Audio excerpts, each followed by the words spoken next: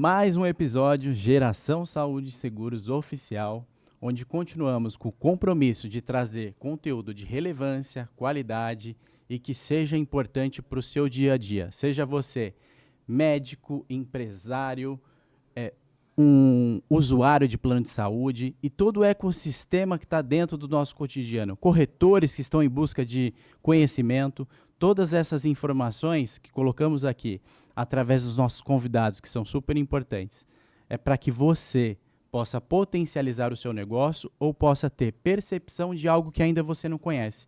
Por isso que a gente fala que é importante você, empresário, oferecer isso tanto para você como dentro da sua empresa, para os seus colaboradores, para que eles entendam tudo como funciona. Por isso os episódios são preparados com muito carinho e os convidados também escolhidos a dedo. Então vamos ao episódio de hoje, que eu já coloquei um tema e vocês vão entender o porquê ao longo da nossa jornada. O tema de hoje, muito bacana porque é um jargão já, só que não é meu. Desvendando a saúde das veias e das artérias. Eu vou deixar um spoiler, mas você vai descobrir com quem eu estou falando já pelo nome. Um médico hoje que está sendo bem falado nas redes sociais, bem conceituado, porque ele está com um projeto, uma ousadia, e ele vai conseguir chegar lá, porque o que ele apresenta aqui vocês vão gostar. Eu estou falando do Dr. Armando Lobato, médico, cirurgião vascular, endovascular, presidente da Sociedade Brasileira de Angiologia e Cirurgia Vascular.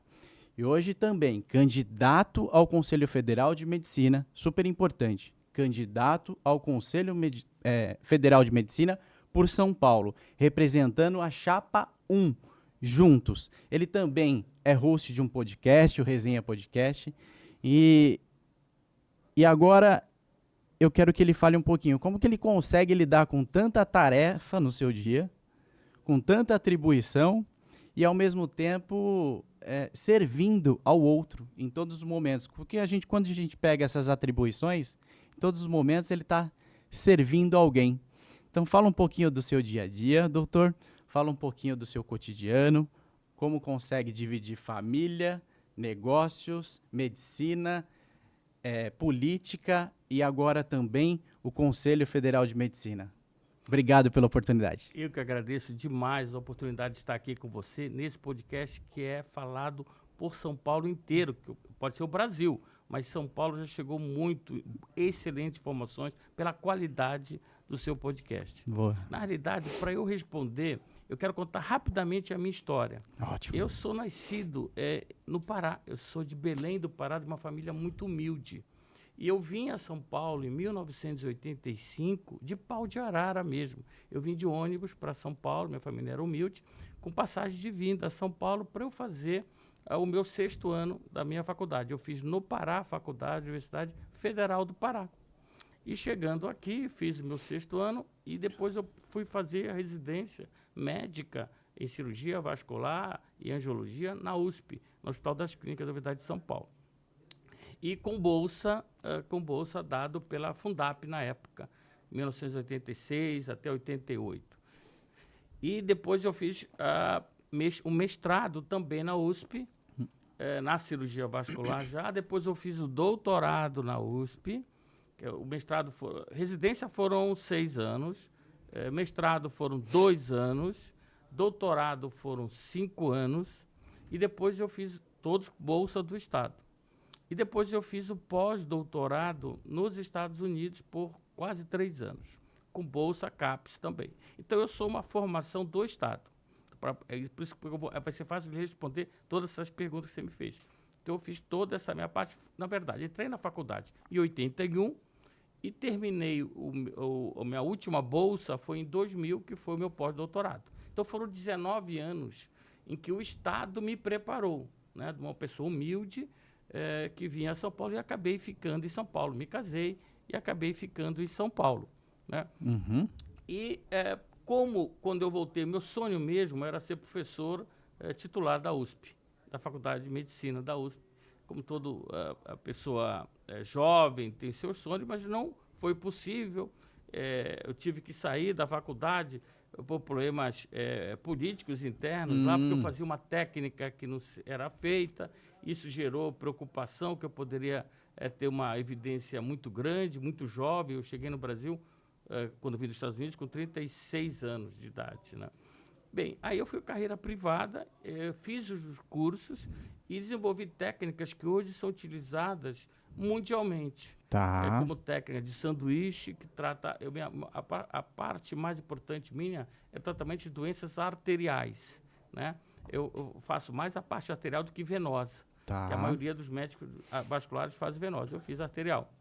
E, ou seja, com isso eu tive uma projeção nacional e internacional muito grande. E, obviamente, com isto, a sua parte assistencial aumentou muito. Então, eu tenho meu consultório extremamente cheio de pacientes com doenças graves que eu trato, que são doenças de obstrução da artéria do pescoço, que é carótida, aneurisma de aorta. Então, tudo isso, pela minha repercussão internacional e nacional, eu fui como é que fala? Acumulando. Sim, né? sim. E eu sou uma geração mais antiga que a sua, eu sou a geração da Baby Boom, né? Que foi pós-guerra, né? Não sou tão velho, mas eu sou dessa geração. E a geração Baby Boom é uma geração que ela precisa trabalhar com projetos. A Baby Boom, ela não consegue viver o hoje. Ela olha para frente 5 anos, 6 anos, 10 anos. E como eu falei para você, quando eu cheguei em São Paulo, eu já queria ser o chefe um dia, depois de muito estudo, né? E todos os meus objetivos profissionais que eu coloquei como meta, elas foram alcançadas. Ótimo. E isso criou um problema na pandemia. Por quê? Porque eu me vi sem um objetivo claro. E eu não consigo viver sem objetivo sem claro. O alvo. Sabe? Eu tinha que ter. E aí eu pensei no meu histórico, de quando eu vim a São Paulo e quando eu fiz toda a minha preparação pago pelo Estado. Eu fui patrocinado pelo Estado. Então eu falei, está na hora de eu fazer o meu payback. Devolver. Já que eu tenho que devolver. Eu devo tudo à medicina, tudo, 100% à medicina. Né? Então, com isto, o que eu fiz? Eu entrei no Conselho Regional de Medicina em São Paulo, na pandemia, um pouco antes, em 2019, entrei no Conselho Regional de Medicina de São Paulo, fui ser delegado no Conselho Regional de Medicina e, no mesmo momento, eu me candidatei a vice-presidente da Sociedade Brasileira de Angiologia e de Cirurgia Vascular. Você vê que antes eu estava mais voltado à parte assistencial. E aí, da pandemia para cá, eu comecei a vida associativa, né? E eu aprendi muito no Conselho Regional de Medicina, do CRM, do CREMESP, daqui de São Paulo. E depois eu passei a ser o superintendente adjunto do CREMESP. E eu fui vendo as necessidades dos médicos paulistas, o que estava ocorrendo, o que nós vimos a necessidade da população de São Paulo, que são coisas que a gente vai, no decorrer da nossa entrevista, do nosso podcast, nós vamos falar sobre isso. Então, eu peguei eu aprendi demais. Uma parte que eu não tinha, a minha parte era praticamente assistencial. E na sociedade eu vi mais a parte associativa. Foi sentindo as dores, os problemas, as dificuldades. Que às vezes eram coisas que não me atingiu pelo meu tipo de trabalho, mas a gente foi constatar o que na realidade estava ocorrendo com a população e com os médicos. Bem, eu fui eleito para vice-presidente e passei a ser também, como eu falei, delegado adjunto do CREMESP. Passou-se a gestão, eu fui candidato a presidente da Sociedade de Angiologia e de Cirurgia Vascular, que é muito interessante isso. A Sociedade de Angiologia e de Cirurgia Vascular, ela é um dos braços da Sociedade Médica Brasileira, da AMB. Tá. Né? A AMB, ela tem 54 especialidades.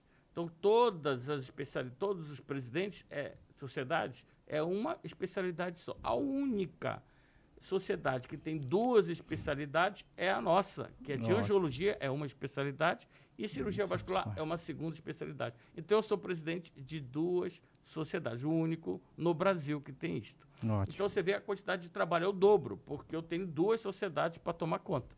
Né? Eu tenho que estar ao vivo com 2 sociedades. Bem, feito isto, quando eu me candidatei a presidente, também fui eleito com votação máxima, histórica, na minha sociedade. Eu tive uma votação maior nisso daqui.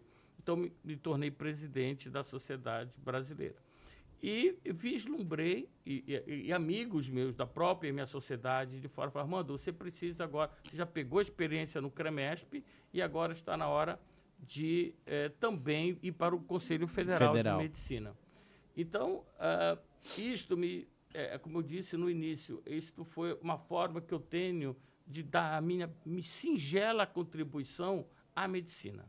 E eu estou muito preparado para isto. Você foi preparado e aí, em determinado momento, você quer retribuir isso para a população de forma geral. E o melhor caminho, após toda essa estrutura que foi criada aqui em São Paulo, é oferecer agora ao Conselho Federal. Ao Federal, porque agora eu trabalhei muito por São Paulo, eu acho que eu tenho todas as condições de estar em Brasília, porque o Conselho Federal é em Brasília, e nós consigamos, com isto, melhorar a situação médica e, principalmente, o nosso foco é a população brasileira, que está precisando de muita ajuda também. Então, tudo isto fez, respondendo a você, eles falam assim: não tenho tempo para fazer aquilo. Se consegue. Então, eu vou falar para você, eu durmo, se você mandar mensagem para mim até 1h, eu vou estar respondendo, e você me mandar mensagem a partir das 6h, eu estou respondendo. Então, mas não é que seja um castigo para mim. E domingo também, sábado também. Eu acordo todo dia às 6h e vou dormir à 1h. Então, eu consigo, com isto, ter um empenho profissional muito grande. A parte familiar, eu sou casado há 33 anos. A minha esposa também é médica, é professora na Escola Paulista de Medicina. E nós somos muito voltados à parte profissional, também da fase da geração baby boom também. Né? Então, por isso que deu certo o casamento, porque nós entendemos bastante, ela me apoia em tudo. E ela, olha, vocês vivem também o mesmo cenário, as mesmas dificuldades, porque ela e também atende no consultório, ela vai para a universidade, faz as coisas de casa, ela faz mais coisa que eu. As mulheres são polivalentes, né? As mulheres são imbatíveis. Eu vou falar para você, imbatíveis, não tem. E profissionalmente, eu digo que a minha esposa, com certeza, ela é mais inteligente do que eu. A nossa mãe também é isso. As mulheres, sem dúvida, são pessoas especiais. Nós não podemos nos comparar com ela, não. A gente leva de lavada. O que me chama a atenção já agora na abertura, que são 19 anos somente de estudo. E hoje a gente vê uma população, e não somente médica, mas uma população em geral, querendo uma recompensa imediata. E a jornada nem sempre foi assim. Você teve que sangue, suor, lágrima, disposição, força de vontade para que pudesse concluir todos esses anos em prol de uma recompensa futura, que é o momento que você vive hoje. O que a gente pode dizer para os médicos que estão saindo de formação, que muitas vezes não estão procurando, não vou fazer a residência porque talvez vai levar mais tempo, e aí eu preciso me alavancar financeiramente porque eu já estou desesperado, durante certo período eu consegui. Quem não fez em escolas públicas, fazendo de forma particular, é muito oneroso, a gente sabe, para as famílias. Qual a recomendação para um médico novo, para um médico que recém-formado, em relação a ele ter uma estrutura de atendimento, ele ter justamente preparo para o que ele vai levar ao longo da vida? Essa pergunta é fundamental. E é importante salientar que eu viajo o mundo todo, dou palestras e opero fora do Brasil também. Sou convidado a operar fora do Brasil com as minhas técnicas. Isto é uma tendência mundial. O primeiro ponto. Isto Ótimo. Não é característico do Brasil. O mundo inteiro está com ele chama a geração milênio, por exemplo, essa geração do ano 2000 para cá, né? Essa geração, ela é mais imediatista, né? A parte de nós a julgarmos, o primeiro ponto, se estão corretos ou não, a gente não tem como responder hoje. Eu vou dar um exemplo, eu sou mais antigo que você, do meu pai. O meu pai pegou a geração dos hippies, né? Eu peguei o finalzinho da geração. Então, meu pai falava... meu pai foi uma pessoa muito humilde, que me deu muitos ótimos conselhos. Eu acho que a minha vida foi muito pautada dos conselhos do meu pai, que não teve formação, só a formação da vida mesmo. Meu pai foi a pessoa mais importante na minha vida. E ele era contra os hippies. Cabeludo, com barba, fazia uso daquele que chama LSD. Isso vai ser uma tragédia para o mundo. Bem, aí nós vemos. Steve Jobs foi hippie. Uhum. Nós temos o Bill Gates, que foi hippie. Né? O Elon Musk também. Então, não dá para nós, absolutamente, julgarmos se está certo ou errado. Se está certo ou errado, porque naquele momento porque está diferente de nós. Sim, né? sim. Então, o que eu acho de diferente também deles, é como eu falei para você, só de financiamento do Estado foram 19 anos na minha carreira. Mas a minha geração pensava assim. Eu não era fora da caixa, era isso que eles pensavam. A geração atual, ela, como você colocou muito claramente, ela quer saber do hoje. Né? E isto está havendo uma repercussão no mundo intensa. Por quê? Porque as empresas estão com dificuldade de contratar, os médicos estão com dificuldade de ter assistentes, porque o assistente, a primeira pergunta que ele fala, quanto eu vou ganhar, coisa que o médico não falava. Entendeu? Não se falava em... Eu só quero fazer, eu quero aprender. Eu quero aprender, é exatamente isso. O médico falava, eu quero aprender. Eu, por anos, ajudei pessoas sem receber nada, só para eu aprender. O médico, hoje, jovem, se você for convidar para ele trabalhar na sua equipe, fala, quanto eu vou ganhar? Quando é minhas férias, eu não trabalho de fim de semana.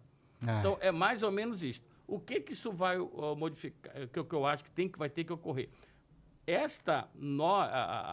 O sistema vai ter que se adaptar a eles. Acredite ou não. Se isso vai ser bom ou ruim, eu acho que vai ter coisas boas e vão ter coisas ruins. Isto é o que vai ocorrer. Porque o sistema vai ter que modificar. Sim, senão você não vai conseguir contratar processo ninguém. De adaptação. O que eu vou dizer, se você contratar uma pessoa, você vai ter que contratar 4. É isso aí. Porque a pessoa não vai produtividade é muito menor. É muito menor. Então, vai ter que ter uma adaptação. Enquanto as empresas não entenderem isto, elas vão ter vagas ociosas. E talvez essas vagas ociosas deem mais prejuízo do que se essas vagas estivessem ocupadas e você contratasse uma gente. Isso vai ter que pensar, porque essa geração não vai mudar. Isto é definitivo, é como foi dos hippies, você não vai conseguir mudar isso. Bem, e agora diretamente para os jovens médicos. Eu dou uma dica do futuro, certeza. Essa eu acho que eu queria dar a grande dica para eles, que é o seguinte: medicina é diferente de direito, medicina é diferente de engenharia. Por exemplo, você faz o direito, se for um mau advogado, não muito habilitado, você pode perder uma causa, o cliente vai perder alguns milhões, ou então o cliente vai ser preso, ou não vai sair da prisão. Tá certo? Medicina, se você fizer algo errado, ou você mata ou você aleja. Vão ter as duas opções, né, para isso. Ou então você não atua diretamente com o paciente, que é o que eu vejo muito, que é o chamado a barrigada, que se chama. Uhum. Só passa para frente. Passa para frente. Você recebe, isso acontece muito em alguns tipos de OS, a pessoa não sabe o que fazer e diz, olha, eu vou precisar de uma avaliação, então, agora do vascular. Né? Vou dar um exemplo, o cara fraturou o braço, né? Aí ele olha, não sabe o que fazer com o braço, não sabe fazer uma redução com o braço. Olha e fala, olha, então tem sangramento aqui. Então, óbvio, se você corta, sangra. Mas o sangramento é pequeno, não precisa... Vou mandar ele para o vascular, um serviço que tenha vascular. Só que isto pode levar para o paciente uma coisa terrível, pode pegar infecção, tudo isso. E o tempo é primordial, primordial para isso. Então, para o jovem, isso eu daria um conselho para os jovens. Se os jovens pensarem nisto para o futuro deles, eles podem hoje associar, fazer uma especialização, né, fazer uma residência médica. Sabe por que eu falo? Assim, mas não tem vaga? Tem. Hoje, no Brasil, 42% das vagas de residência médica estão ociosas. É inacreditável. Ou seja, quase metade... Quase metade no Brasil estão ociosas. E se for no Norte e Nordeste, é mais de 50%. O Sudeste já vai em 38%, 37% das vagas estão ociosas. Você tem várias especialidades que estão vazias, ninguém vai à procura. Então, esse jovem médico, se ele fizer uma dessas especialidades, ele pode... hoje tem várias... Tem pós-plantão, coisa que não tinha na minha época. o médico tem um horário específico para trabalhar. Na minha época, a gente começava, não tinha hora para acabar. Por isso que eu falo, foram mudanças positivas. Não tinha pós-plantão. Eu saí, na residência, estou falando. Na residência, a gente dá plantão pela residência médica. Então, eu fazia o plantão, 7 da manhã, eu já estava entrando em cirurgia, exausto. Hoje não pode mais. Hoje você tem um período para você descansar, para fazer isso. Até porque você pode cometer algum erro por causa do excesso. Lógico, eu estou falando, são coisas que foram jovens. Foram boas. Que foram boas. Eu digo, a geração jovem está trazendo coisas boas. Eu vejo muita gente só criticando. Eu digo, não, todo mundo traz coisas boas e coisas ruins. A dica que eu daria é o seguinte, pessoal, faça uma especialidade, porque vai faltar. E já está faltando. Curioso. E o salário desse jovem, ele vai ganhar muito mais.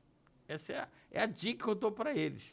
Curioso isso, porque no meu dia a dia a gente tem encontrado grande dificuldade de pediatria, em especial. E conversando com um amigo que está terminando a sua especialização, ele falou, da minha sala, 40, 50 médicos se formando, somente 2 optaram por seguir em pediatria.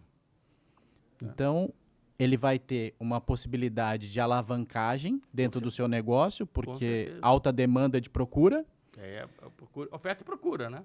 Exatamente isto. Isso a pediatria colocou o ponto, foi a primeira que houve essa escassez. Agora, dermato, neurologia, psiquiatria, cirurgia vascular, todas estão ociosas, faltando vagas para isto.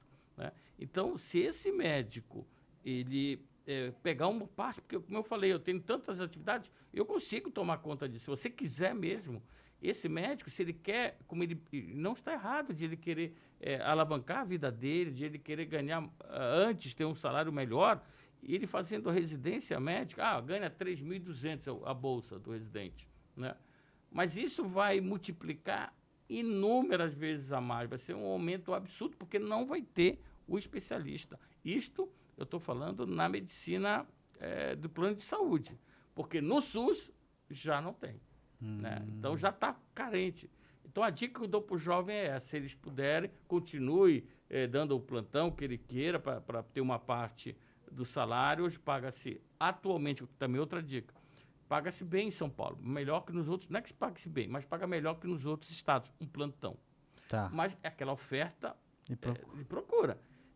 Quantidade de faculdades que estão entregando, estão médicos se formando anualmente, em breve o valor do plantão, mesmo de São Paulo, vai baixar.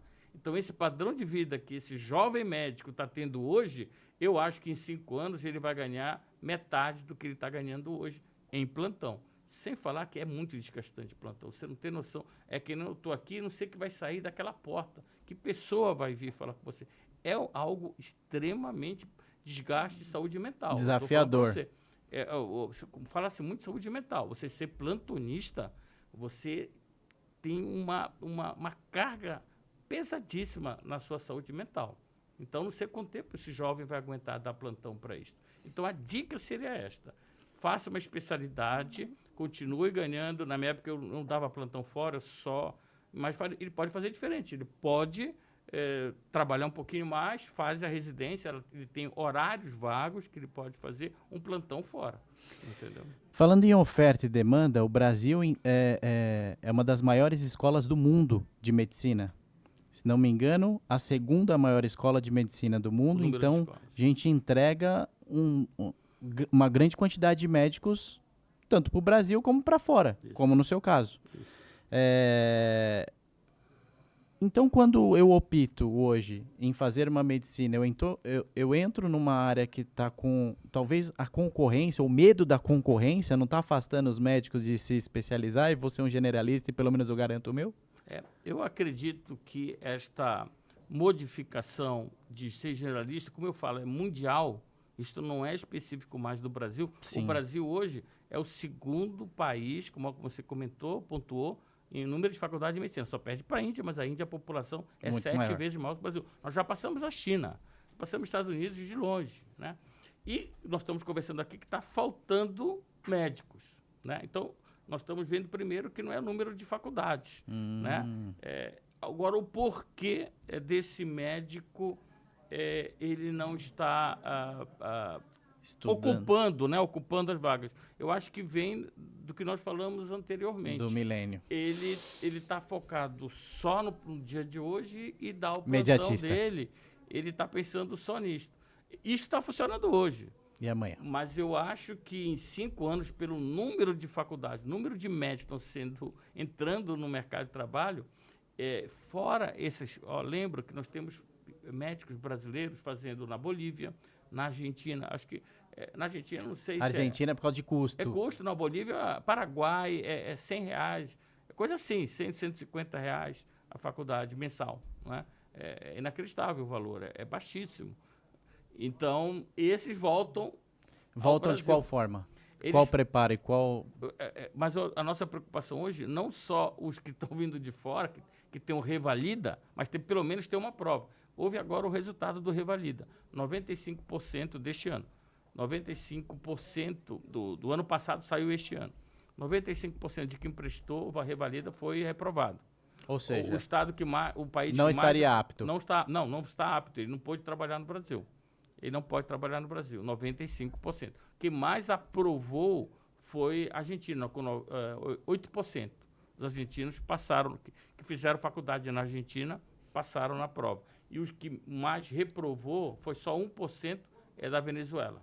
Então, ou seja, nem 10% passam na prova. Mas nós estamos com outro problema, que é isso que você colocou, que nós não temos controle hoje sobre as universidades novas que estão sendo criadas, são mais de 400 já, e nós não temos controle da qualidade de ensino do médico e do próprio médico recém-formado. Hoje em dia, nós não temos, né? Então, um dos meus projetos no Conselho Federal de Medicina, na verdade, todos os meus projetos, que isso é muito importante pautar, não está saindo de boca para fora. Como é que eu estou trabalhando? Eu estou trabalhando ao nível de Congresso Nacional ou ao nível da Alesp, da Assembleia Legislativa do Estado de São Paulo. Então, com envolvimento direto com os deputados e senadores. Porque é lei. Eu volto a dizer, o médico não pode sair da lei. Ele tem que obedecer à lei, goste ou não. Se ele não gosta, ele que faça uma lei que modifique. Mas ele tem que... Não é um médico, é qualquer população. Qualquer um. Nós somos um Estado democrático de direito. Isso aí. Nós temos que seguir a lei, né? Então, qual foi isso? O projeto, eu até levanto, é o 2294, 2292, projeto PL, projeto de lei 2292/2024, que foi em uma reunião que o senador astronauta teve na SBACV, no evento meu da SBACV, sim. onde nós ponderamos, foi em janeiro, nós ponderamos a nossa preocupação frente ao número de faculdades de medicina e o total descontrole da qualidade do ensino que está sendo feito e nós não sabemos como o médico está saindo, né? E o senador observou, pediu para fazer um arrazoado do ponto de vista médico sobre isso. Eu fiz um arrazoado, entreguei ao senador. E hoje esse projeto de lei está já na Comissão de Constituição e Justiça do Senado Federal. Então, esse projeto que a gente chama OAB da Medicina, ele já existe desde 2020 na Câmara dos Deputados, por um deputado que não foi até reeleito. Mas agora nós estamos entrando com esse novo projeto, diferente do projeto da Câmara, no Senado Federal. Tá. E aí muitos me perguntam, mas você vai conseguir que os... Porque que é importante se orientar. Por que você não vai, então, e proíbe as faculdades? É negócio de bilhão. Vamos ser realistas. Ninguém consegue travar negócios de bilhão. Bilhão é um dinheiro em real ou em dólar. Sim. Então, é bobagem, é uma luta perdida eu entrar com projetos para travar a faculdade. Não tem. Então, nós temos que deixar que o mercado o faça. De que maneira? Nós vamos fazer a chamada prova para os médicos que se formarem e, se eles passarem, ao molde da AB. Passou, leva você está validado. Se não passou, ele estude mais um pouco e faz a prova no outro ano. Vai ser uma prova anual, quando ele completar a faculdade. Então, este é um projeto que está a caminho. E o que vai ocorrer com isso? Se os pais ou o próprio governo, porque muito disso vem com dinheiro do governo mesmo, que paga essas faculdades, sabe? Aí o aluno fica devendo para o governo, né? FIES. E o que vai ver? O pai que paga 12, 15 mil, vai ver, eu não vou pagar nessa faculdade que vai sair, não aprova ninguém na prova. Então, isso vai ser o mercado. Então, o mercado que vai regular essa situação, não vamos ser nós, mas a gente tem que ter um controle. Então, esse é um projeto de lei, ou seja, é algo que nós desenvolvemos, o senador astronauta fala publicamente que foi com a nossa colaboração, e esse projeto já está na Comissão de Constituição, ou seja, é uma proposta minha que eu não estou falando de boca para fora, ela já está no Congresso Nacional. Falando em projeto, falando em Congresso, como tem sido a sua participação hoje e relevância no meio médico e também no meio político? Porque hoje você está transitando nos dois mundos. Isso. Eu sou aqui médico e também parceiro médico, e ao mesmo tempo eu quero levar uma melhoria para a nossa classe. Isso. Como que você tem administrado essas relações?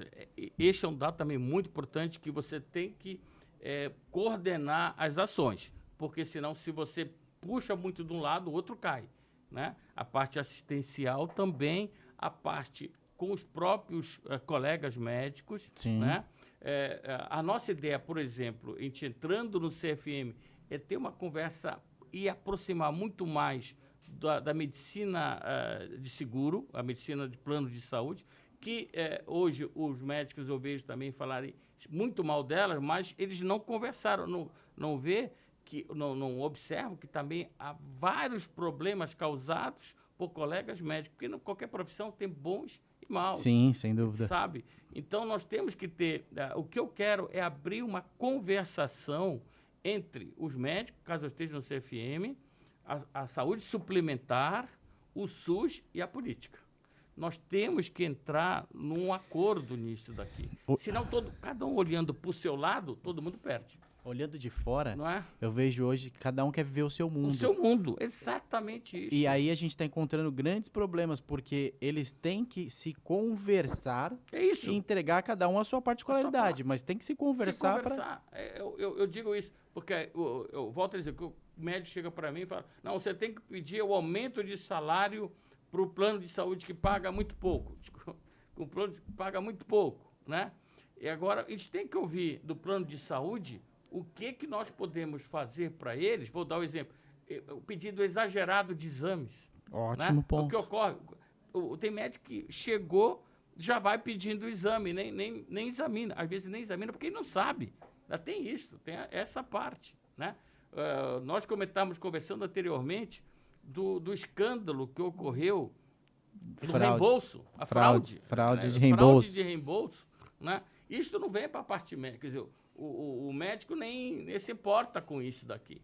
Mas se a medicina suplementar, o SUS, os médicos, o legislativo, nós nos sentarmos numa mesa e nós, com poucas pessoas, porque se bota muita gente em reunião, não vai para lugar nenhum. Pessoas chaves. Nós conversarmos, eu tenho certeza que vai melhorar e muito, porque eu acredito que hoje nenhuma das partes estão satisfeitas. A minha opinião. E a ANS tem parte fundamental nessa situação, porque é o órgão que regula toda a saúde suplementar. Isso. E nos últimos anos tem sido muito falado sobre talvez uma omissão por parte deles, tanto na atuação com o mercado de plano de saúde, como um controle. A ANS, ele é escolhido pelo Poder Legislativo, né? Quem escolhe isso é o Poder Legislativo. Então, por isso que eu falo que é importante nós estarmos com o Poder Legislativo conversando. Sim. Porque não são os médicos que escolhem, nem são a saúde suplementar. Quem escolhe é o Poder Legislativo. Por isso que a parte do Poder Legislativo é muito importante que nós entremos nessa conversa para que todo mundo fale o mesmo idioma. Sim. Né? Por isso que eu digo, olha, e falo para os médicos, o médico tem um jargão muito grande que fala, médico tem que ser isento, não tem que se misturar com política. Esse é o grave problema médico hoje. Ele simplesmente não conversa com a parte legislativa, com isto ele reclama. mas ele não faz. Só que ele não faz nada, não leva a nada que possa favorecer a classe. Favorecer a classe, porque não adianta eu ficar gritando aqui. Não tem lei. Eu falo, nós somos um país democrata, um país com fins republicanos, em que nós temos que seguir a lei. Então, se isso está errado, vamos modificar, vamos criar uma nova lei, mas não podemos chegar e falar o seguinte: não, nós não vamos obedecer à lei porque a lei está errada. Isto é ilegal. Então, um Conselho Federal de Medicina não pode atuar contra a lei. Em hipótese alguma, nós, se formos o Conselho Federal de Medicina, em hipótese alguma, não vamos atuar contra a lei. Podemos não concordar, mas aí nós vamos trabalhar para modificar. Para mudar. Mas não ser contra a lei. Não podemos fazer isso. Pontualmente, sobre o Conselho Federal de Medicina, a gente tem eleições agora no dia 6 e 7. Essas eleições são online. Isso. Todos os médicos têm disponibilidade para participar? Ele tem que ter algum credenciamento antes? Como que funciona? Isso é muito importante. Primeiro, os médicos não podem ter... Todos os médicos podem votar, atuantes, ativos, tá. Né? São aqueles que pagam a anuidade do CRM, então eles estão ativos, eles não pediram para... se alguém solicitou para não pagar mais o CRM, então esse médico não pode votar. E às vezes ele está com alguma pendência, né, administrativa com o CRM. Então ele tem que entrar em contato com o CRM regional, não é com o CFM, não. É com o CRM regional, se ele é de São Paulo com o CREMESP, se ele é no Rio de Janeiro com o CREMERGE, né? Então, para ver se ele está... Isso entra pelo próprio site, não precisa ligar. O próprio site que dá para fazer tudo, regularizar a situação. Para ele poder votar, ele tem que estar todo regularizado. Por exemplo, mesmo ele estando ativo, mas ele tiver uma pendência administrativa, ele não vai poder votar na hora que é pelo próprio celular. O cara pode votar, o médico pode votar pelo próprio celular. Mas ele tem que ver isto no site do seu Conselho Regional de Medicina. A sua visibilidade, a sua relevância, os seus anos de atuação, tanto no Brasil como fora, te consolidam hoje como um dos principais candidatos. Você representa a Chapa 1. Isso. Fala um pouquinho dos projetos especiais. A gente falou aqui alguns deles, isso. Mas fala um pouco mais para os médicos que nos acompanham, ou até para os empresários, isso. Levarem até os médicos. Você está acompanhando sobre o Conselho? Isso. Porque tem muitos médicos que nem sabem o que é o Conselho e o que ele faz. Exato. Esse é um ponto fundamental que você tocou. E até falando porque nosso podcast ele pega muito com os empresários da medicina, primeiro passar para eles que uma das minhas propostas é sentar e conversar com os empresários da medicina, não para exigir, para ouvir primeiro. Eu quero sentar com eles e não vou fazer nenhuma exigência. Eu quero ouvir dos empresários da medicina, porque eu já ouvi dos médicos. Eu quero ouvir da parte da medicina suplementar o que eles têm, que eles gostariam que nós modificássemos. Então, esse é o primeiro ponto que eu quero passar para os empresários dessa área. Vocês vão ter alguém que nunca ocorreu. Vou falar para você. O CFM nunca se meteu nisto. Nunca. Foi feita uma pesquisa qualitativa em que os médicos mesmos, quando perguntaram o que o CFM faz, eles pontuaram, eles apenas punem os médicos, né? E não é esta a visão que nós vamos modernizar o CFM. Pelo contrário, nós vamos abrir um canal de conversa clara com os médicos, com a saúde suplementar e com o Poder Legislativo. Este é o nosso primeiro plano. Agora, para os médicos, o que é que nós estamos trabalhando para os médicos? Toda a minha proposta da minha chapa, que é a Chapa 1 Juntos, ela é baseada em algo real. Então, faz parte da minha personalidade eu fazer projetos que existam. Ou seja, eu não gosto de prometer algo que não vai acontecer. Ilusório. Então, eu sou muito realista.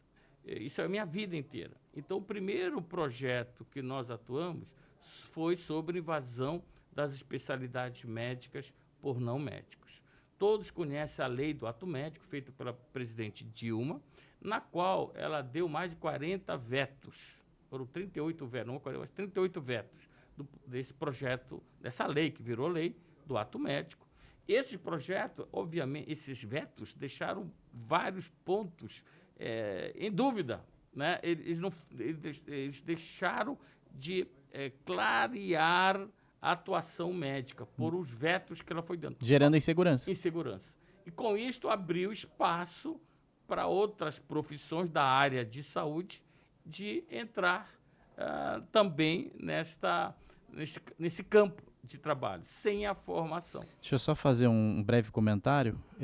Fizemos uma conversa com uma dermatologista Sim. há 2 semanas atrás, e a grande questão é que muitas pessoas leigas hoje nem associam que a dermatologia é uma profissionalização médica. Isso aí.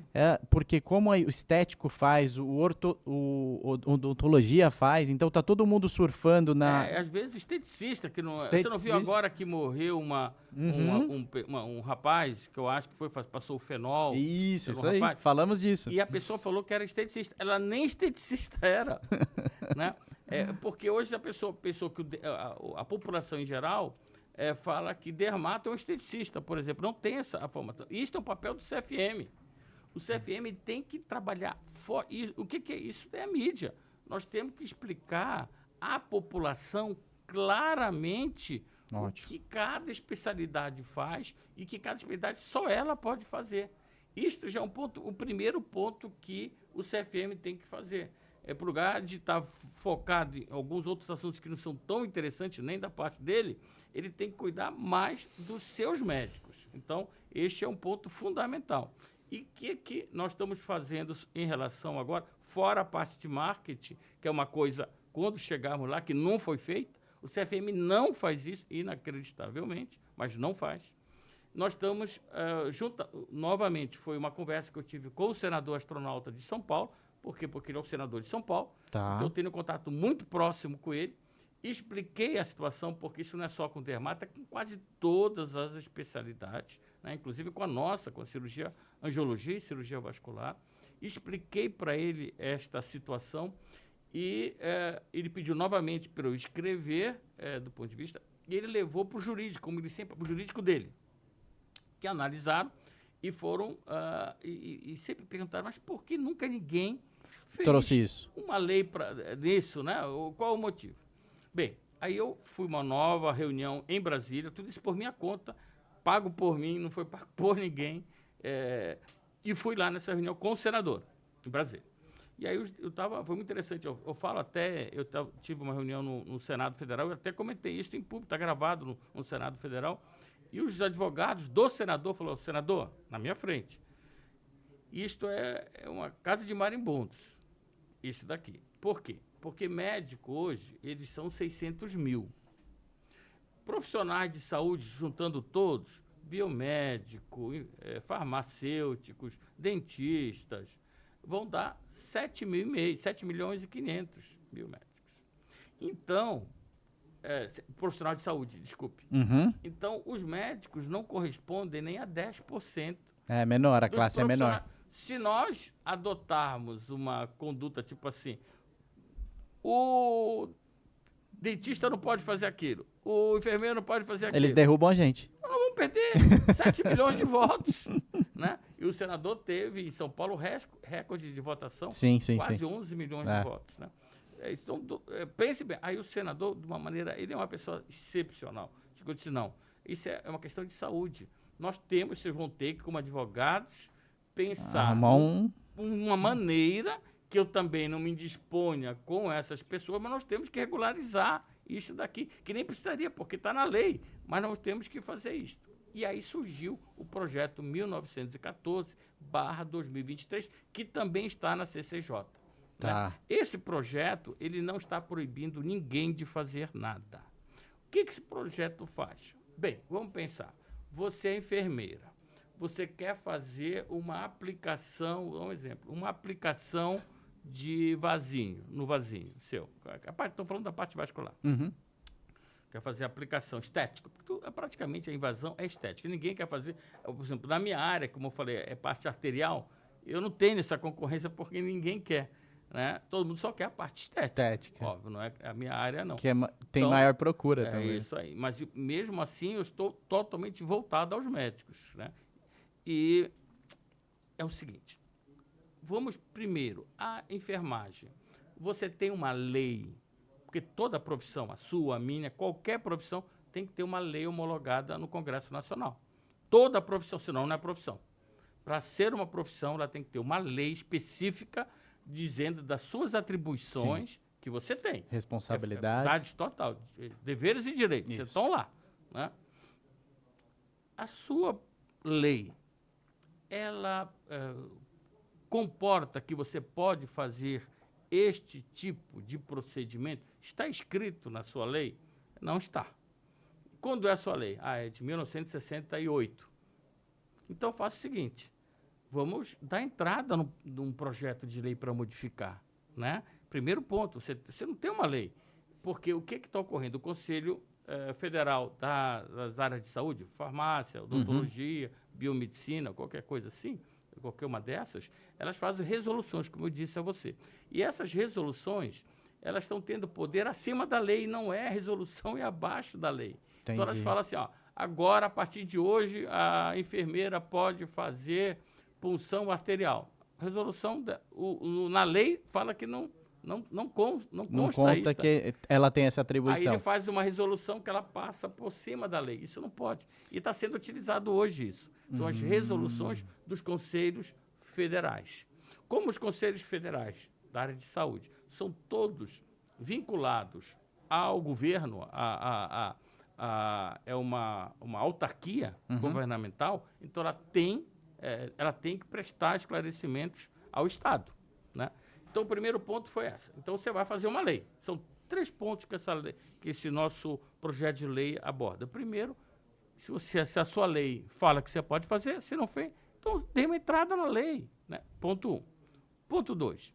Se na sua faculdade, a sua planilha de matérias que você faz, todas as suas matérias durante seus anos, está constando que você pode fazer uma aplicação de veia, mostra a anatomia desta veia, a inervação desta região, o retorno venoso desta região, as complicações deste tratamento, como tratar estas complicações, porque se você faz uma coisa, dependendo de onde... Aqui em São Paulo tudo bem, mas se você está na minha terra, por exemplo, no Pará, sou paraense, Xingu... Que é tudo muito longe. Se você fizer e não souber tratar, você pode matar ou pode alejar a pessoa. Então, para você fazer algo, você tem que resolver. Você tem que saber resolver as complicações. Você tem esse treinamento? Eu não tenho. Então, coloque na sua matriz de competência, treine. Talvez tenha que aumentar 1, 2 anos a sua faculdade. Mas aí você estará apta a fazer. Então, é só modificar a sua matriz de competência da sua profissão. Né? Provavelmente você vai ter que aumentar um pouquinho mais, vai estudar um pouquinho mais, mas você vai com isso, nós estamos pensando na proteção profissionalização e da população, proteger a população. Sim. Então, este é o segundo ponto dessa lei. Você vê que eu não estou proibindo ninguém, é só a pessoa ajustar, melhorando para a pessoa. E a terceira, você tem algum trabalho científico, porque tudo hoje é evidência científica, né? Lembra o negócio da cloroquina? Não tem evidência científica, né? A pessoa começou a ver por causa da cloroquina. Então, qualquer tratamento que você faça, você tem que ter embasamento científico, né? Então, a pergunta tem algum trabalho de embasamento científico da enfermeira, por exemplo? Estou dando enfermeira um exemplo, mas pode ser, meu Deus do céu, qualquer área. Ou, por exemplo, dá um exemplo, um médico querer fazer canal. Vou dar um exemplo. O médico, tem algum trabalho de um médico que capacita ele para? Que esse trabalho tenha como é que eu posso dizer, um peso científico, né, robusto, mostrando, não é revista vagabunda, revista de ciência mesmo. Olha, o resultado do médico fazer canal é igual ao de um dentista. Tá bom. Não tem? Então faça esse trabalho científico, comprove por evidências que o seu tratamento é igual ao de um dentista, que você pode fazer. Então, são 3 pontos. Esse é o projeto 1914.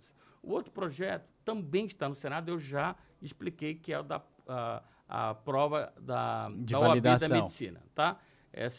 Super interessante. Esse já é outro projeto de lei. Nós estamos com 3 projetos na Lesp, feitas com o deputado André Bueno. Tá. Inclusive, no dia 5, é uma segunda-feira, eu estarei na tribuna da Lesp apresentando esses 3 projetos de lei que já estão prontos, só que a Lesp agora está em recesso. Então, eu estarei apresentando. Quais são os 3 projetos de lei? O primeiro projeto, ele está relacionado à carreira médica de Estado. Então, o que significa isso? Isto é uma das respostas daquela pergunta inicial também para o jovem. Né? Nós queremos que a profissão de médico tenha as mesmas prerrogativas do juiz, do delegado, do promotor. Pense, qualquer cidade, vamos lá, em Jundiaí, não está faltando juiz, não está faltando delegado, não está faltando promotor, mas está faltando médico. Mas por que está faltando médico? Porque não tem uma carreira. Entendi. Porque para você ser juiz, delegado, promotor, você vai começar numa cidade mais carente, vai ter uma garantia que vão pagar você de remuneração e de progressão da remuneração e de profissão. Você vai subindo. E o médico não tem isso daqui. Aí você fala, nossa, mas isso o Estado não tem dinheiro. Não tem dinheiro hoje. O que está sendo gasto não está fazendo efeito. Então, eu fiz um levantamento de custo de um paciente sair de uma cidade e ir para outra. É absurdo, porque não só para a cidade, e como a pessoa fica sem trabalhar, como ele onera a outra cidade que não está preparada para receber ele. De vagas que poderiam estar tratando de um outro paciente. Aí o outro paciente fica na fila de espera dali. E assim é uma bola de neve isto. Né? Então, se nós criarmos... E outra coisa que é importante, que eu já entreguei isso para o deputado André, a gente não vai começar, como vai ser agora, né? Espero que demore. O projeto de lei, lembra, é 3 anos, se for tudo certo, nada é para amanhã, tá? Esse projeto de lei, você sabe que demora. Se for tudo maravilhosamente bem, são 3 anos. Se arrastar, 5, 7, 10, aí vai. Mas nós temos um bom embasamento para justificar isso. Tá. Então, o que vai ocorrer na fase inicial? Nós vamos implementar apenas nas cidades mais carentes, porque, lembra, é plano de carreira. Então, eu não vou precisar, já de início, ir para uma cidade média, não. Nós vamos só implementar a primeira fase agora. Então, não é que a gente vai investir... Vai fazendo gradativo e também vai consolidando isso. Exatamente. Então, não é... Eu vou montar...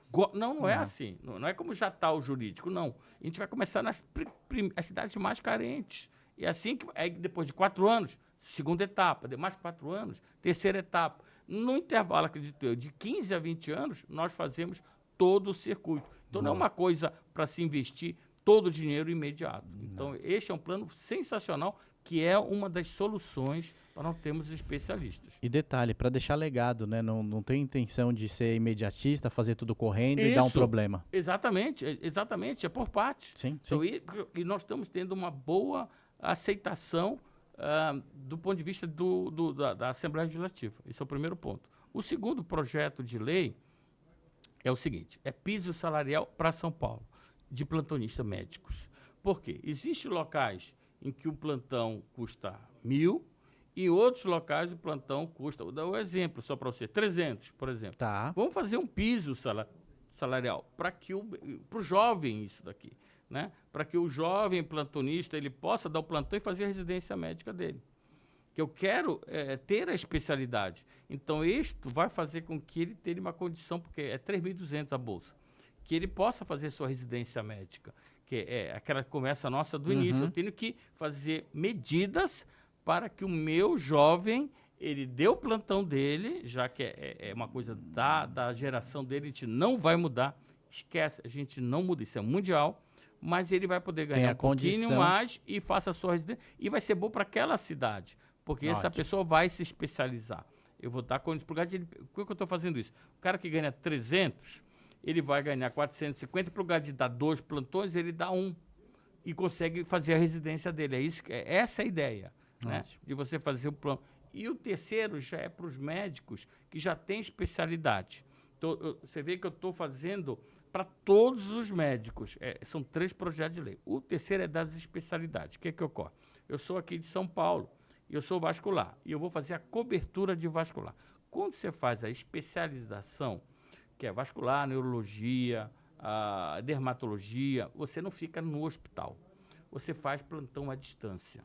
Você pode ficar na sua casa e quando você aparecer um paciente, você vai e trata esse paciente. Tá. Só que você não pode viajar, você não pode ir para o cinema, porque pode ter uma Tem urgência, que eu tenho que estar à disposição. à disposição. Este médico não recebe nada.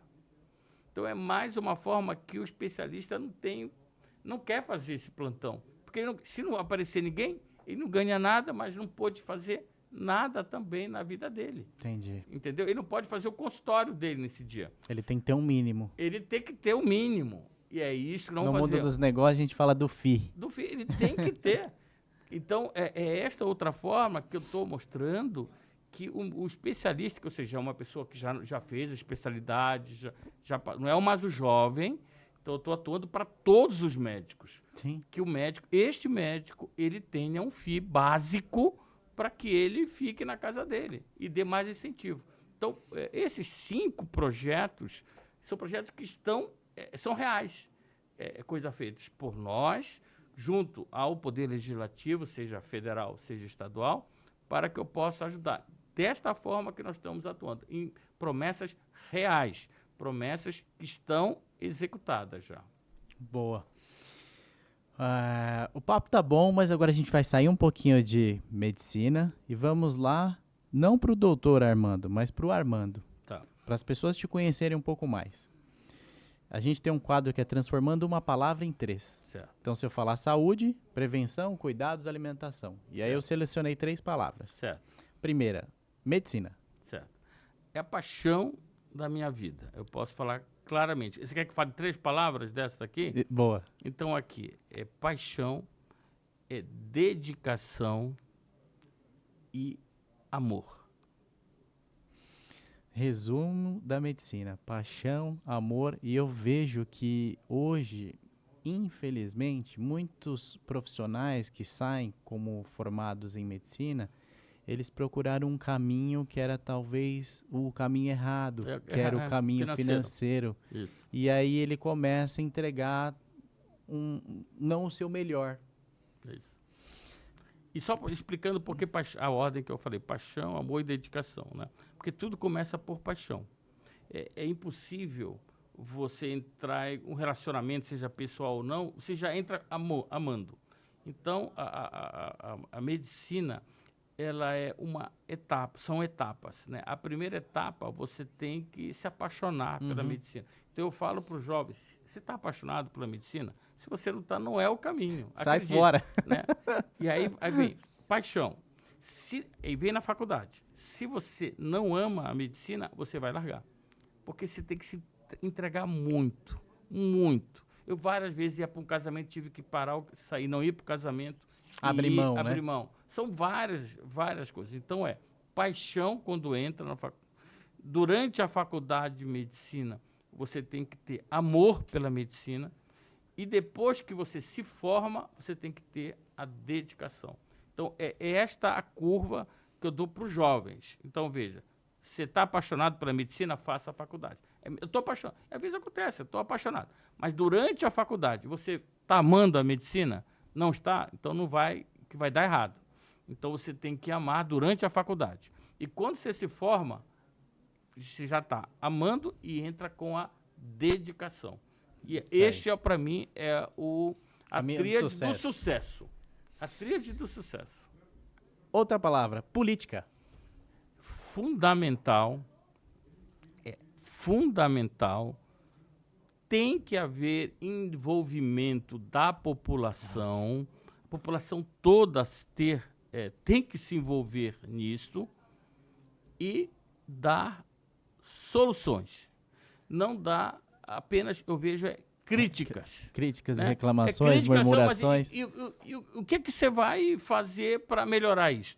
Né? Porque é fácil, um partido A, o partido B, falar mal do outro, mas o que pode ser feito para que isto melhore? Então, por isso que eu digo, são soluções e não... Muitas vezes, eu estou na SPCV como presidente E aí vem gente reclamando. Eu digo, eu não estou para ouvir críticas, eu estou para ouvir solução. Me traga o caminho. Traga o caminho. É só vir aqui reclamar. Agora me fala, que se é bom, a gente vai.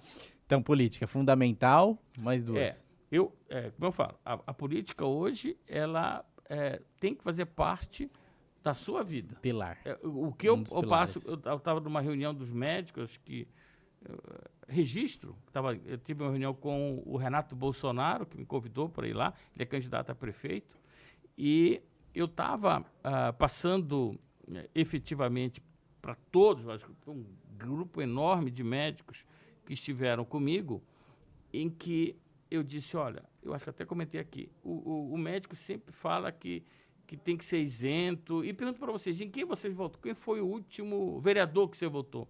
Quem foi o último? Não sabe. Então, ele é fundamental, e depois reclama. Então, você tem a política é fundamental, ou seja, você tem que participar da política. Eu também acho. Depois você vem e reclama das coisas. Se omitiu. Se omitiu. E aí você vem que a política não presta. Quem você votou? Eu falei para ele, em quem você votou? Aí eu perguntei, foi mais, em quem você votou na última chapa do CFM? Ninguém lembrava. Acho que nem votaram. E como é que pode estar reclamando do CFM? Então, como é que a gente pode estar reclamando dos políticos se a gente não sabe nem quem votou? Eu acho que o Brasil está modificando. Eu acho que houve, dessa última eleição para trás... As duas últimas, as três últimas fizeram que a população tivesse mais envolvimento. Começar a ter mais envolvimento, sabe? Falo mal da polarização, tudo isso, mas eu acho que é a primeira vez que está ocorrendo. O Brasil está começando... Amadurecimento, né? Isso faz parte. No primeiro momento, a gente está encontrando extremos. Isso aí. Num ponto. Né? Você vê agora nos Estados Unidos a tentativa de assassinato lá. Verdade, do Trump. Isso ocorre. Nós temos que nos envolver. Eu acho que é fundamental que haja o envolvimento. Como eu disse para você também, a política não é para apenas o canal de reclamação. É um canal para você dar soluções. Né? Seja do político, seja do eleitor passando por política. Eu estou dando o que eu falei para você. Eu fui com um deputado, fui com um senador e dei opções, soluções para a atual situação, para ser criada uma lei. Então é assim que funciona. Eu volto a falar, tem políticos fantásticos no Brasil. Sim. Né? E essa teoria de falar que políticos não presta, não pode. Como pode dizer assim, médico todos não prestam. Não é isso, tem bons e maus, como qualquer profissão. Né? E vamos falar da terceira palavra, fé. Fé. Eu sou de família muito católica, eu sou batizado, crismado, batismo, primeira comunhão e crisma. Né? Então, eu sou da religião católica, sou cristão, né? Muito devoto, e eu acho que a vida, sem você acreditar, sem precisar ver, né, que a fé é uma pessoa, na minha singela opinião, é uma pessoa mais vazia. De que forma que eu falo vazia?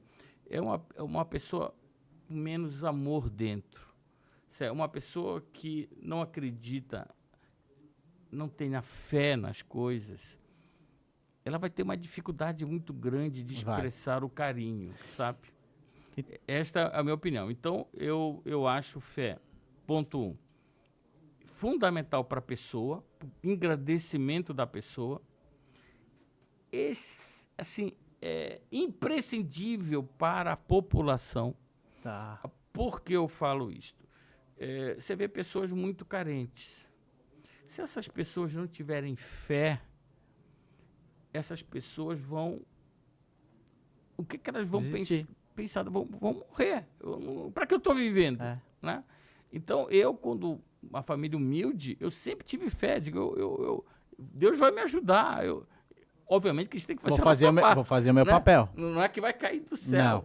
Então, eu acho que é fundamental para a pessoa, mas imprescindível para uma população. Por exemplo, eu vejo a população, eu vou muito à China, gosto demais da China, a gente pensa, a China não é ateu, não.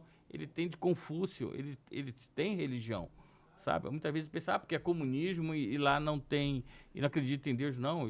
Eles têm as religiões deles lá dentro. Então, eu acho a religião fundamental Não, imprescindível. Para a população, eu acho que é imprescindível. Agora vamos falar de um assunto que pode parecer um pouco polêmico, mas eu acho super importante a gente se posicionar e saber as considerações sobre isso. Tem a ver com o meio médico, tem a ver com o meio político. Vamos falar um pouco sobre aborto.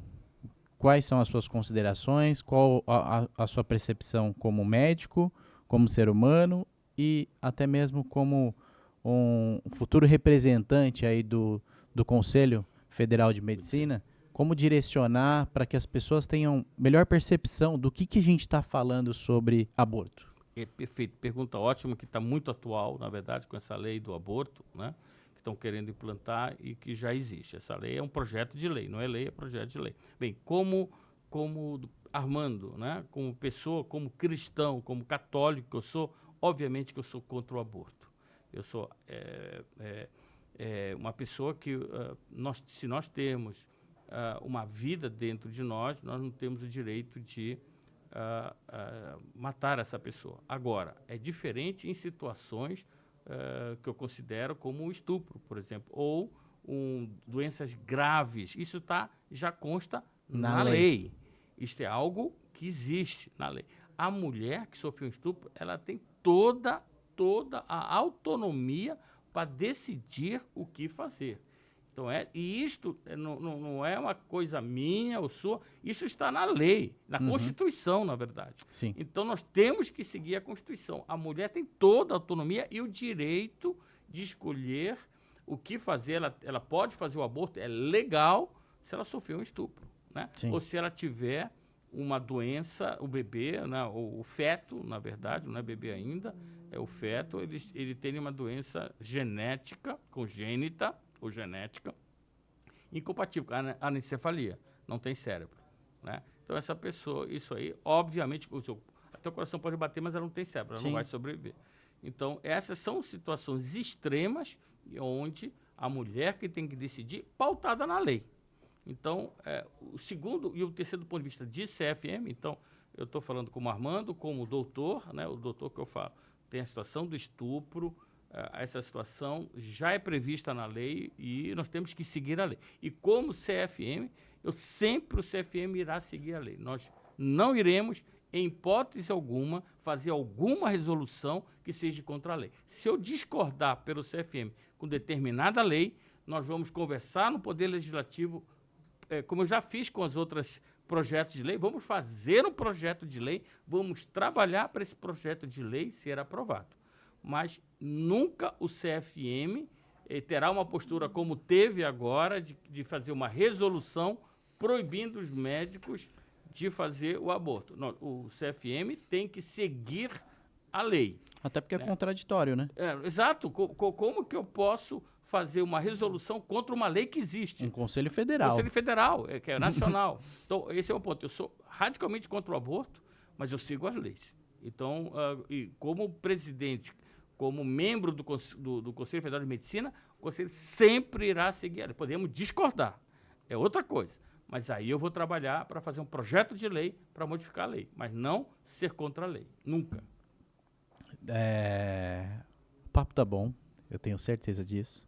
Mas eu vou pedir agora que você dê dicas de prevenção de saúde, principalmente na sua especialidade. O que as pessoas podem hoje observar no seu corpo ou no seu dia a dia de que elas devem procurar um médico ou uma recomendação médica ou fazer aí os seus check-ups, buscar informação de quem é profissional? O primeiro ponto que é o básico, sabe? É você lavar, parece inacreditável isso, né? Mas lavar as mãos. As mãos, as nossas mãos, ela contém uma quantidade enorme de bactérias, né? Isso não é nem da minha área vascular, mas é uma quantidade enorme de bactérias. E muitas vezes nós vamos falar com pessoas, nós vamos falar com crianças, com bebês, e nós podemos estar transmitindo doenças pelo contato das mãos, né? Se você observar também, em alguns países, principalmente nos Estados Unidos, Oriente, por exemplo, o beijo, né? O beijo de pessoa. Aqui no Brasil é muito comum, a gente conhece a pessoa e dá beijo. Se você fizer isso nos Estados Unidos, eles vão se assustar. Na Ásia, pior ainda. Por quê? Porque a boca também é mais contaminada do que as mãos. Então, eu não estou proibindo ninguém de dar beijo, né? Mas que é um costume brasileiro. Mas, se você for para fora do Brasil, eu acho que você pode cumprimentar a pessoa, evitando de dar beijo por esse motivo, de contaminação. Do ponto de vista, agora, da saúde de especialidades, o que eu vou comentar com... Pessoal, primeiro, quando a pessoa é jovem, ela acha que ela é imortal. Né? Esse é o primeiro ponto. Eu não fico doente? Né? Não tenho nada, posso fazer uso de qualquer coisa. Então, o primeiro ponto são aquelas comprimidos recreativos, né? Que tem muito nas baladas agora, né? Que é êxtase, e outra que estou falando primeiro para os jovens, isso daqui, né? Para ficar alegre, para ficar animado.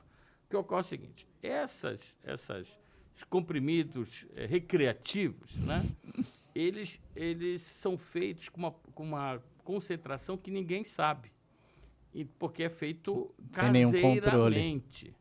Então, você pode ter uma overdose deste comprimido sem saber e podendo ter arritmias cardíacas, ter complicações até o óbito. Né? Tá. Então, o cuidado que eu daria para o jovem hoje, porque a gente fala, câncer é raro, doença do coração é raro em jovem, é uma coisa congênita, mas o dia a dia que eu vejo dos jovens são essa parte recreativa, né? Então, muito cuidado com isto, porque eles não têm nenhum tipo de controle de concentração. Então, é feito de uma pessoa simples, que ela coloca lá e faz e entrega para você. Então, esse é o primeiro ponto para o jovem. Eu tome mais esse cuidado nas baladas, né? Tá. Em relação a isso. Para as pessoas e do jovem, é outro ponto que eu queria falar. Hoje, infelizmente, no Brasil, 25% dos jovens abaixo de 18 anos estão fazendo uso do cigarro eletrônico. E é comprovado que o cigarro eletrônico tem os mesmos efeitos nocivos do cigarro convencional. Então, ele só não tem o cheiro, né? O resto, ainda tem mais. Você sabe que é proibido no Brasil, né? A Anvisa Sim. acaba de ampliar a proibição, que acabava este ano, a proibição, e ela foi renovada. Tá. Foi renovada novamente este ano. Eu tive até conversa com o presidente da Anvisa, ele falou comigo, eu como presidente da sociedade, fiz até uma declaração sobre isso.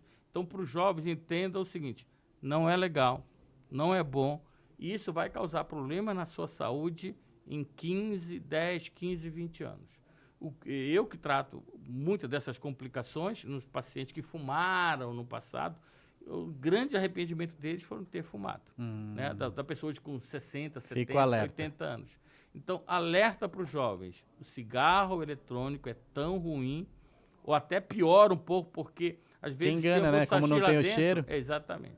Ainda gostosinho. Gostou? Então, para os jovens são essas duas coisas, essas drogas recreativas e o cigarro eletrônico. Para os mais maduros, né, a partir de 40 anos de idade, eu recomendo que façam sempre um acompanhamento de check-up. Eu vou dar um exemplo. Se você teve mãe que teve câncer de mama, teve mãe que teve câncer de colo de útero, né, você tem que fazer sempre um controle, no mínimo anual, a partir de 35, 40 anos, no seu ginecologista. Se você tem história familiar de ter tido cânceres em outras regiões, de outras áreas, procure um clínico geral de sua confiança. Caso, eu não sei, câncer de estômago, quem que eu vou? Vai no clínico. E ele te direciona. E ele direciona você, né? Eu acho que este ponto é muito importante. Quando você passa já dos 50, aí vem as doenças cardiovasculares. Então, você vê que até agora eu não falei da minha área. Então, as doenças cardiovasculares começam a partir de 50 anos. Então, vale a pena você fazer a análise. Não só, porque muitos fazem só o check-up cardiológico. O cardiológico, ele está voltado mais a esta área aqui do peito, que é o coração e os vasos, né? O vascular, que é a nossa área, são todos os vasos, exceto o coração. Então, a gente vai ver se tem doença na artéria que pode dar o derrame. A gente vai ver doença que pode ter uma artéria que dá impotência sexual, que para o homem é muito importante. Nós vamos ver se tem doença nas artérias que irrigam os rins, que a pessoa pode ter insuficiência renal. Nós vamos ver se tem problema nas artérias que irrigam os intestinos. Ou seja, o check-up circulatório ele é dividido em duas partes, o cardiológico e o vascular. E basta uma vez por ano fazer esse exame. Quando a gente fala, e da próstata vem aquela mesma história. Você vê com o seu clínico, ele pede um ultrassom de próstata, por exemplo, examina, Sim. e caminha para o urologista. Porque às vezes a pessoa não sabe, você viu que você falou, tem, a dermato comentou para você que tem paciente que não sabe que dermato é que faz a parte de pele, né? De pele. Então, se a pessoa não sabe, se ela sabe, já vai no urologista. Se ela sabe, já vai no vascular. Já. Se ela sabe, já vai no cardiologista. Mas se ela não sabe, vai no clínico, para o clínico fazer o encaminhamento para o especialista. Eu acho que este é o grande... olha, a saúde é o maior bem que você tem. Você pode ter, acredite, todo o dinheiro do mundo. Bilhão, trilhão, o que você quiser. Sem saúde, você não é ninguém. Eu acho que as últimas palavras do Steve Jobs, porque o Steve Jobs, você soube, ele tinha câncer de pâncreas. E o Steve Jobs, como eu comentei anteriormente, ele era alternativo. Ele foi hippie, né? Então, ele foi fazer um tratamento alternativo. O câncer de pâncreas, ele é gravíssimo. A mortalidade é em 6 meses. Até questionaram muito, né, que se ele tivesse procurado a especialidade médica mesmo, ele teria uma chance de ficar mais tempo. Teria uma chance. Mas ele foi para uma medicina alternativa, né? E quando ele não deu certo, aí já não tinha, você estava tomado o câncer de tudo isso daqui. Então, o que eu falo, às vezes o dinheiro não soluciona. Não soluciona, né? Então, você tem que cuidar da sua saúde. Não tem, olha, saúde é saúde e família. Ponto. Eu já vou te dar a deixa. A gente, num último momento, saúde é o que eu vivo diariamente. Não atuante em saúde, mas cuidando da saúde, principalmente na área suplementar. Porque quando eu atendo o doutor Armando querendo um direcionamento, uma escolha de um plano de saúde, eu também sou responsável pela vida dele. Lógico. Então, eu tenho que ter muita atenção em quais são as suas demandas, pegar todas as informações que são importantes para ele, qual que é o seu perfil e direcionar para uma melhor contratação. Falando quais são os cenários atuais, em planos regionais, nacionais, explicar tudo isso.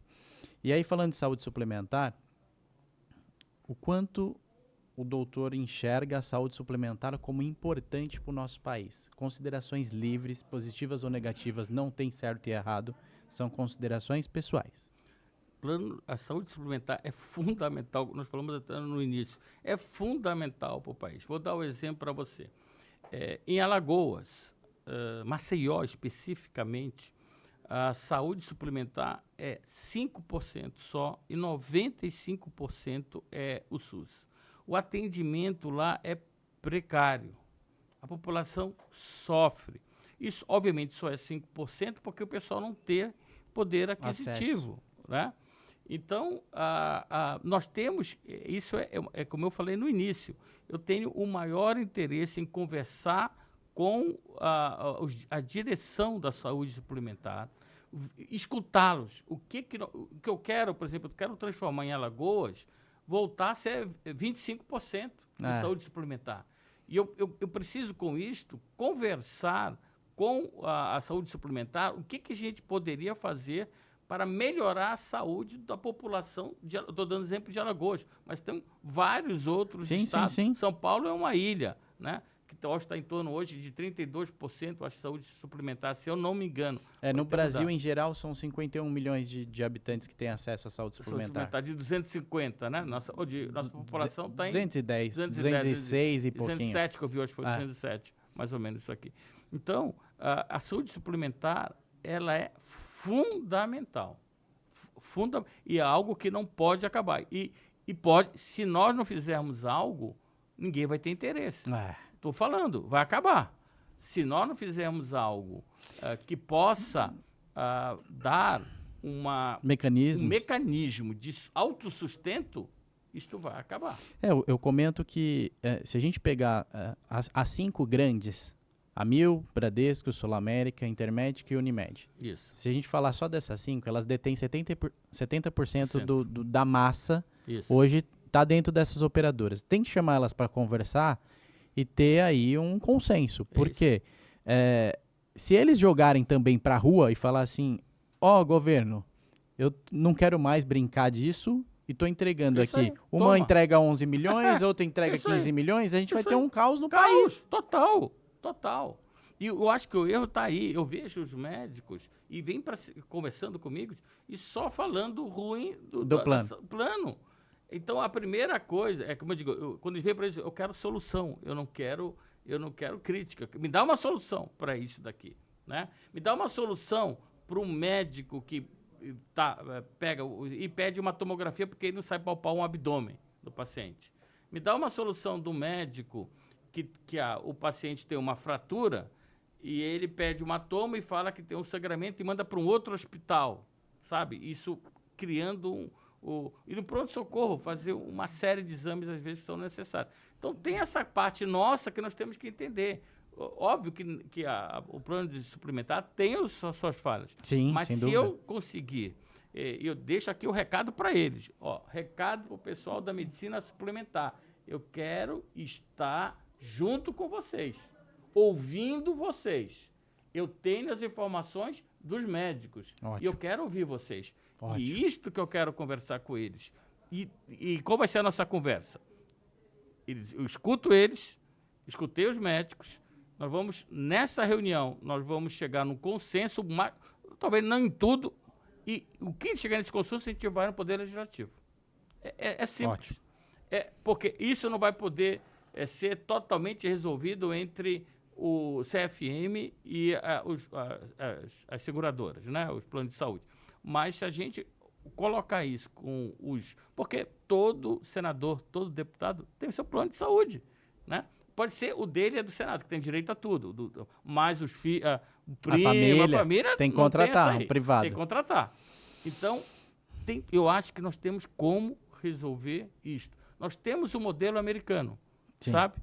Tem um modelo, por exemplo, o modelo americano, você sabe que não tem SUS, né? Uma parte é subsidiada pelo governo, outra parte pela saúde suplementar, né? Eu morei nos Estados Unidos quase 3 anos. Por exemplo, se um mexicano, um brasileiro que não tiver ilegal, ele não tem direito à utilização.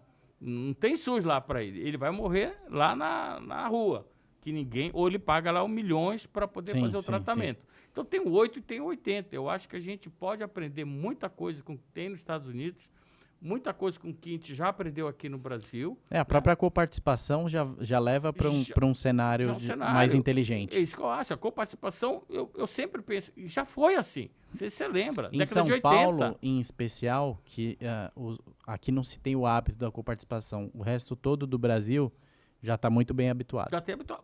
Mas na época que era o INAMPS, né? Eu acho que década de 80. Eu me lembro bem que eu era residente aqui na década de 80 e existia isso. Era uma associação entre não existia SUS na época, era o INPS junto com a medicina. Isso nós temos que rediscutir. Funcionava. Isso funcionava. Vamos conversar sobre isso. Eu quero conversar com eles sobre isso. Total interesse. Boa. Da minha parte, foi um prazer enorme. Eu tenho certeza que a gente deixou o recado aí para nossa audiência. Deixa o seu recado agora especial, falando da Chapa 1. E para os médicos, faz o seu jargão agora para os médicos. Por que escolher a Chapa 1 agora no dia 6 e 7 de agosto? Médicos de São Paulo, vocês escutaram, ou neste podcast, ou nas nossas redes sociais, sobre os projetos da Chapa 1 juntos.